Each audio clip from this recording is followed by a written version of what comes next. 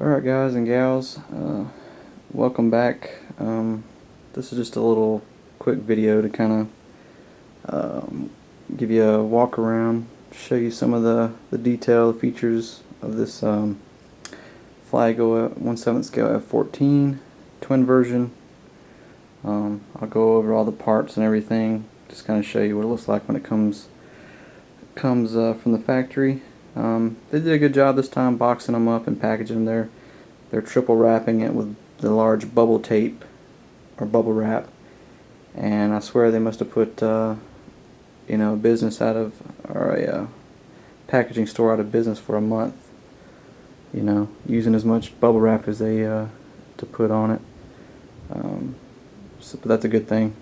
Still had a couple little spots. Got one little crack right here, and there's one on the base of the rudder. Nothing major, but everything else made it without any problems. It's a Top Gun aggressor scheme. I think they only did one of these in this color scheme way back in the day. But I'm pretty partial to the aggressor scheme, so that's why I went with it, and I just love the colors.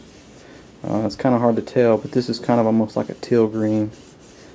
It just looks like a darker version of this in this light, but it's actually kind of a teal green, which looks really nice out in the sun. Really stands out. I did get the slats. Still up in the air on exactly how I'm going to do those, if I even use them at all.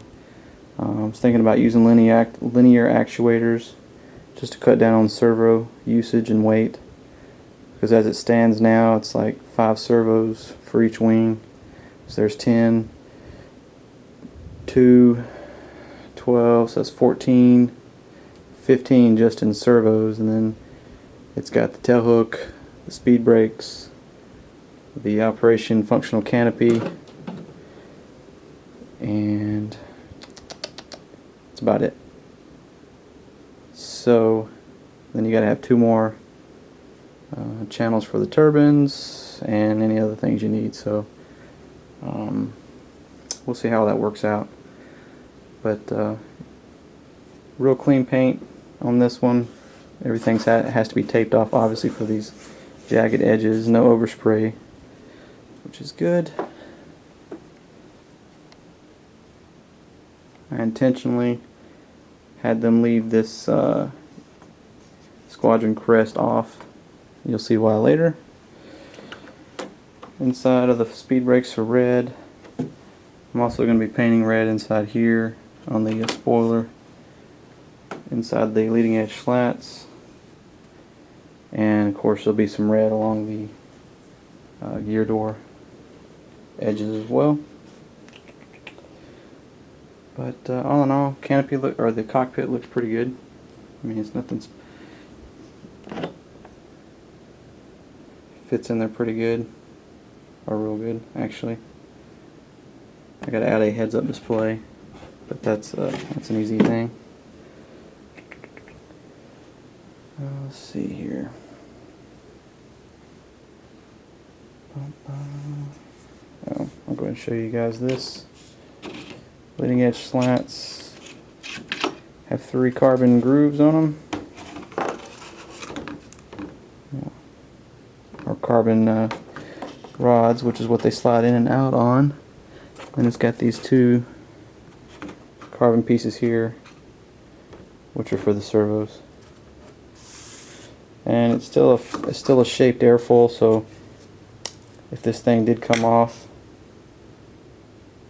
in flight, rip off or something like that, I would dare to say it would still fly, because I mean it's still just a normal, pretty much contours to the same shape as the slat. So I think it would be okay, but what do I know? Who knows? But I think it'll be fine. It only has to move like about 10 millimeters, if that. So let's see here. Go ahead and take this off so you guys can kind of see the swing wing portion. This thing's massive.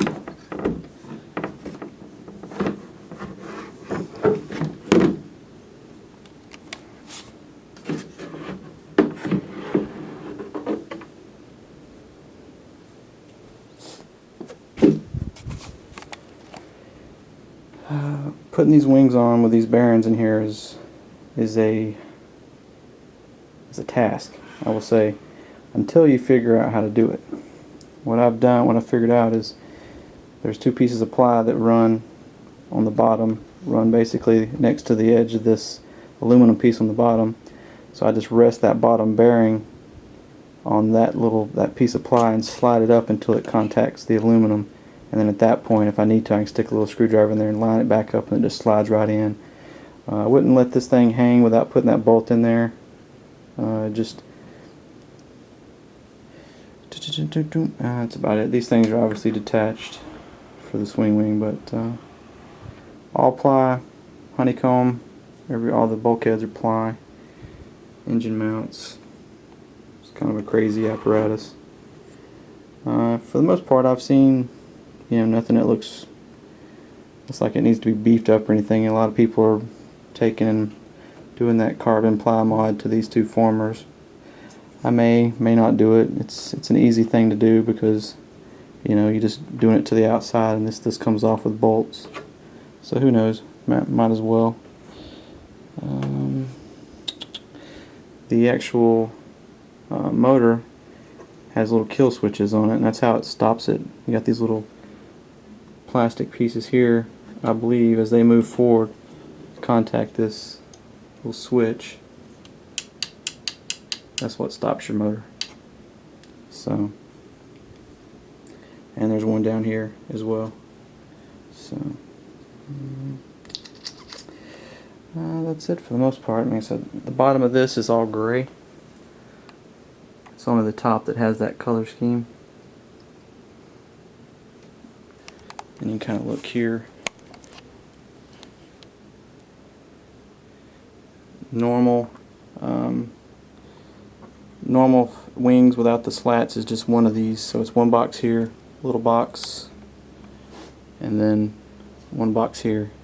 Well, with slats, you got two servos. So here's your slat slot, just like the other one. These are ply boxes. And the only thing I don't really like, and I'm probably going to get around using this, and just using a flush one like that one, because this sticks down quite a bit. Normally it's just half that, but it just kind of looks like it's bulky. And I've measured it and played around in there with the servos. I can actually get the servos in there without having this bump piece. So I'll probably just make a flat piece like this one, or just use them opposite. I don't know, we'll see.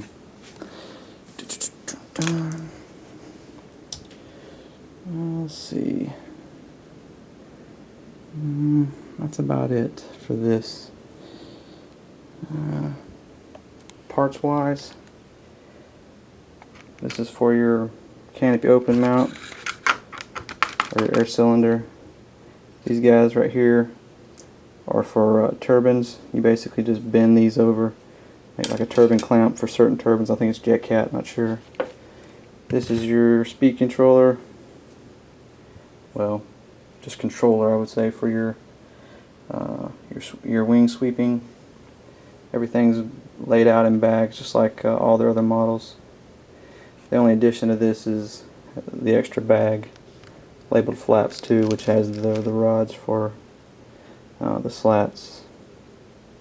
Air kit comes with, I believe that's got the normal size air fittings plus the larger air fittings for the gear, because the gear use those larger air tubing, and it comes with also those larger air fittings for any kind of two-way electronic air valve or five-way valve that you have. Air filler. Here's some nose gears hardware, and here's your nose cone attachment. So this mounts to the front of the brace, and then you just screw the little kind of the P-dot nose thing on there. Extra line, all the clunks, which I will be using these clunks because they're pretty good clunks.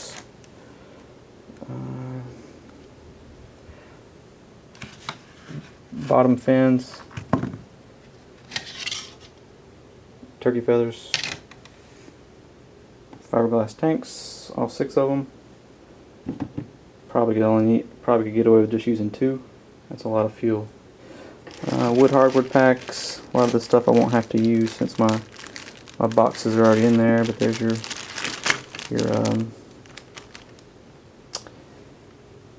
tube holder at the back, air tube holder, some extra ply, some of the old black neoprene hose. I'll just use a regular tie gun.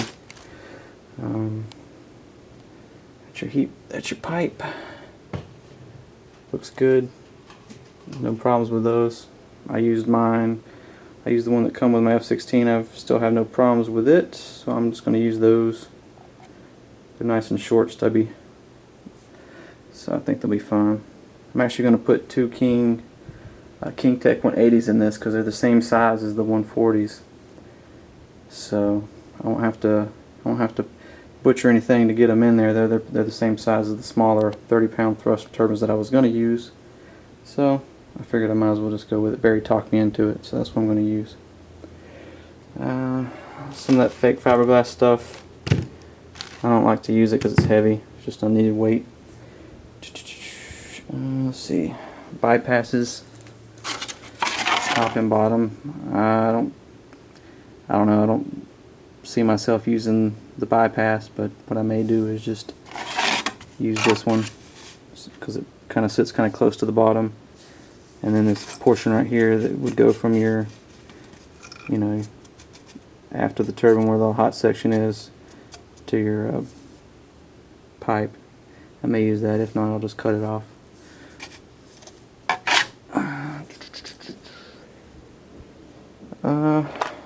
This is the servos I'm going to be using on the elevators. Going to be using the Fatava high voltage 500 ounce servos.